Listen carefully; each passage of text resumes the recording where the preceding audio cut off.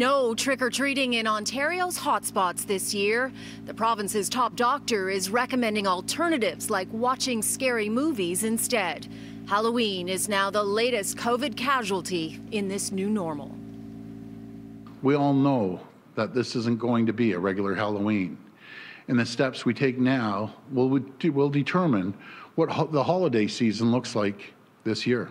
Even if children wore Halloween masks and went trick-or-treating outside, the Premier and Ontario's Chief Medical Officer of Health say it's not safe. When you have the kids going up, and the groups may go up 4 or 5, and you're sticking your hand in the candy jar and then handing it over. The move prompted criticism online from some infectious disease specialists who in the past have called for tougher restrictions.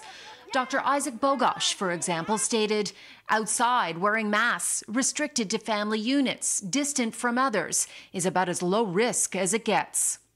But the Chief Medical Officer of Health, who acknowledged there's no data to support the decision because this is the first Halloween in the pandemic, maintains it is a night where children gather in groups and they won't be in their classroom cohorts. So we're trying to maintain those cohorts going to their classrooms to keep our schools open. Students who are not in the hot zones, Toronto, Peel, York Region and Ottawa, are encouraged to wear proper masks, not just Halloween ones. And parents should use tongs to hand out treats.